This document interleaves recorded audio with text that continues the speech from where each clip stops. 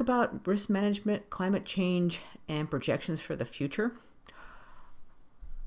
Now, I've stolen this, but I like it because it helps to understand statistics, if you will. Imagine representing the probabilities of a hot, average, or cold summer by historical standards as a die, like in a board game, with two faces painted red, two white, two blue. By the early 21st century, it's like four of the faces were red, one white, and one blue.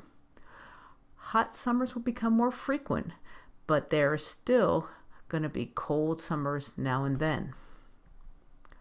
The problem is that there's this big lag, 20 to 30 years, a generation, between what we're experiencing now and the climate change we've already built into our system.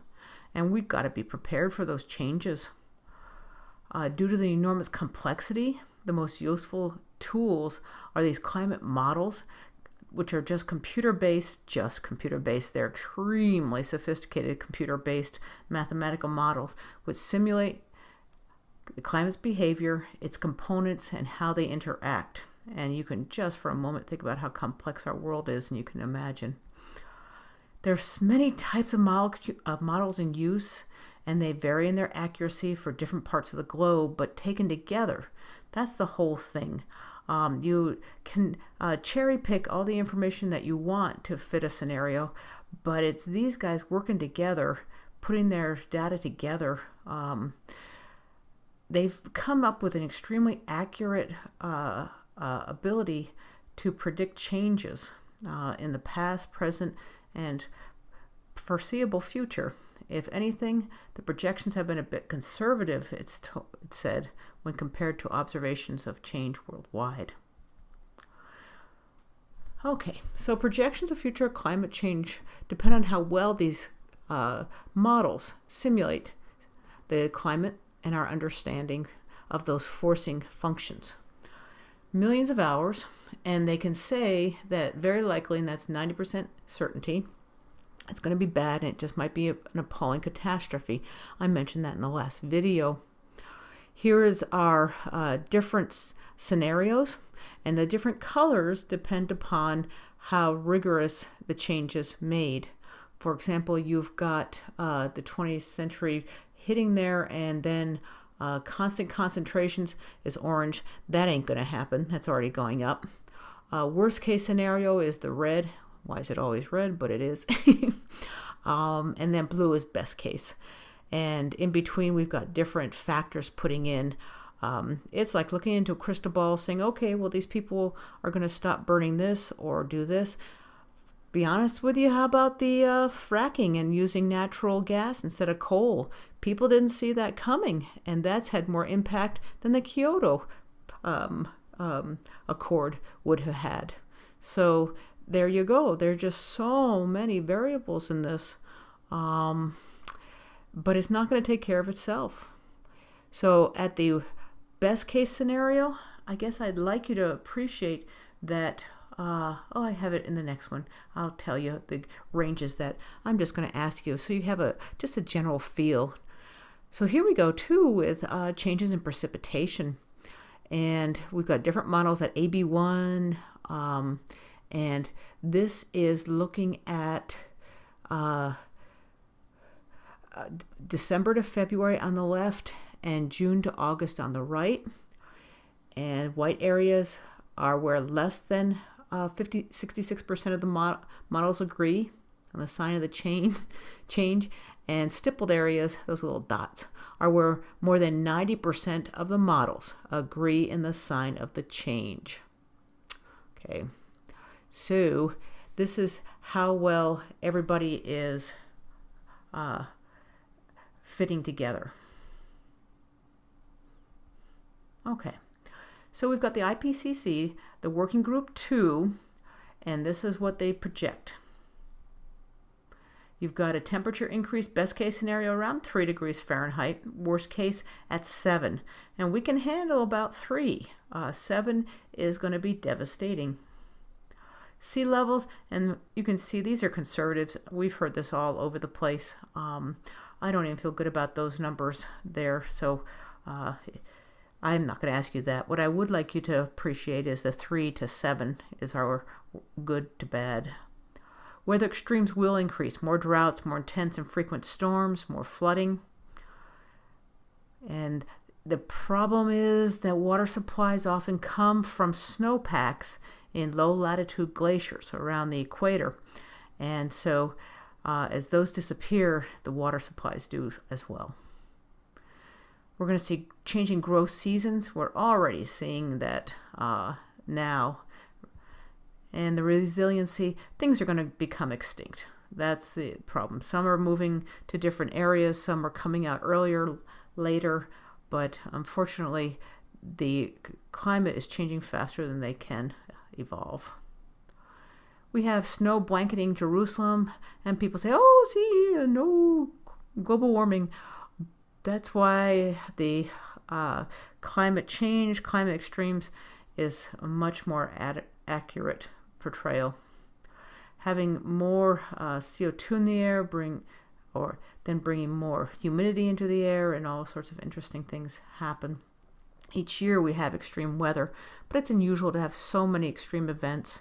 And this is the World Meteorological Organization, and this was in January of 2013. They're saying that such events are increasing in intensity as well as in frequency. And who are the winners and losers around the world? This is very callous, but the winners are the northern countries. They're saying that the snow will be gone across the Arctic, and that will bring a lot more ice-free ports year-round. And they're also a grab bag now for the region and underneath it by Russia, Canada, and United States. We got longer growing seasons, increase in precipitation, reduced energy demand in the winter. What's wrong with that idea? Increased energy demand in the summer. Now, Greenland's pretty happy. I'm sorry. But Greenland has 88 square miles of new land. They now can introduce cattle, have new mineral sites, longer growing season. They've got grass. Losers. Oh boy, those closer to the equator, those with coastal lands near sea level, and we're talking India, Thailand, Bangladesh, all around that region. Higher temperatures would reduce crop yields due to heat stress. In our country, we're going to be able to hybridize seeds to be able to handle more and more stress. In fact, they're doing that now. But in less wealthy countries, that's going to be a real danger. An increase in sea level, endangered ports. I think I might have mentioned that, like New York City, is every time they build something new, they put the electrical materials up much higher than before, assuming that the coast levels are going to be going up. And Africa is the most vulnerable continent due to climate variability and change. It's got so many different stressors and a low adaptive capacity. But again, we all lose with extreme weather. Plant and animal extinction, increased water demand, increased energy demand in the summer, increased geographical range of dangerous insects, bacteria. Here's a picture of Greenland. This is again from last September 2012. Coastal change is threatening a fishing culture, but they've got new opportunities in mining and, as I say, cultivation of different crops. What do we do now? Well, there's lots of disagreement here. Do anything but do it fast. Geoengineering, oh boy. Salt the clouds, make them reflect more light back. Boy, that's a scary prospect. A business as usual, also a scary idea. Act now in a prudent fashion seems the most viable. And what do we mean? We are pragmatic. You do whatever you can to reduce the vulnerability. But change, if people don't, they're not going to spend their hard-earned money if they don't think it's for a good reason. And then be pragmatic. You mitigate greenhouse gases for security and for dollars. We've seen report after report that the State Department for probably about 12 to 15 years has been watching around the world the effects of climate change as a factor in political destabilization. And putting money into fighting worse hurricanes, Sandy coming up the coast. Think about how much money was spent on doing repairs of that sort, and that's it's felt by many people that those kinds of storms are much more likely to happen along the eastern seaboard. So a stance is now emerging that seeks a policy of reducing vulnerability to all climate extremes while building public support for a sustained shift to low carbon energy sources. And that means not burning carbon materials, or burning less with more energy out of them. Less CO2 coming out, and less methane being put into the air, because methane is another greenhouse gas 200 times the strength of CO2. So smart management can reduce risk to many of the climate extremes.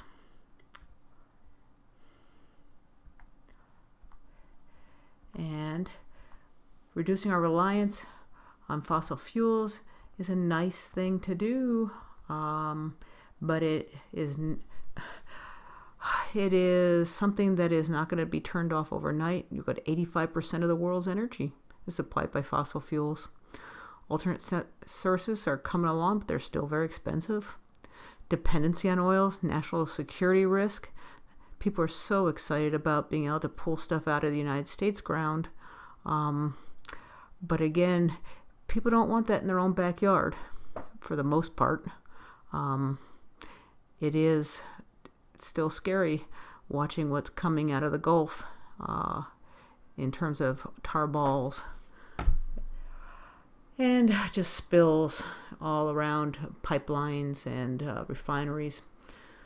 All right, so oil and gas industry is very influential. Just watch the evening news, and this little blonde woman is on every single night telling you how cuddly they are. Green energy is local. That's kind of nice, but it's just cannot be shifted over there right away. Improved energy efficiencies. This is my favorite. You don't have to clean up what you don't make. And the impact is huge. The technology is available, modest in costs. We've become so used to certain things. And remember, when I was a child, we had no air conditioning. I would give up almost anything before I give up my air conditioning today, though. But there are certain ways we can adapt and retrain ourselves not to be so stinking wasteful.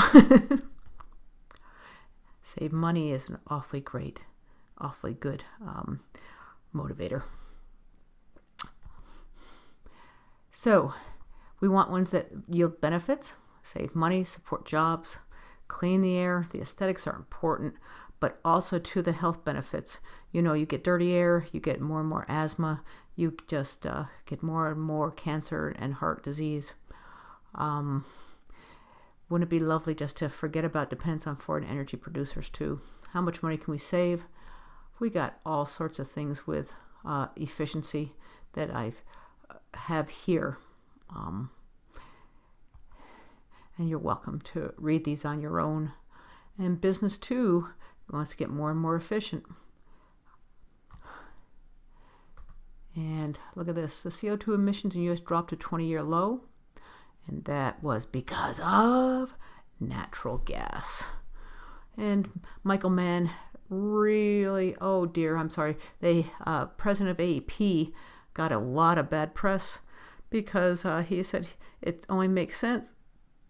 It's a no-brainer to go over to cheap natural gas instead of dirtier burning coal. And they can do it pretty fast in many of their plants in Pennsylvania, Ohio. And you replace dirtier sources later on. Okay, and here's Sokolow wedge theory. I just want this to be on the exam just because it's important to realize it doesn't have to be a silver bullet, but it can be silver buckshot. We have all these portfolio. He came together, and he's at Princeton. He got money from British Petroleum, in fact, to do this research, and it's a while ago. But it's a portfolio he put together, and they're all wedges, and they build up to success of reducing CO2 and other, and I guess methane as just being into the air. They all exist on an industrial scale. That's important. You can do almost anything in a lab, but you got to do it on the industrial scale. And you've got 3 categories. Please know these: conservation and efficiency, yay, to decarbonization of the energy supply, and that can be many, many things. And 3, natural carbon sinks. And that is primarily forests and not doing, leaving materials on the ground when you farm. His suggested goal was 500 parts per million of CO2 by 2100. That is probably not feasible. I don't know. I'll be honest with you, but it's a good target.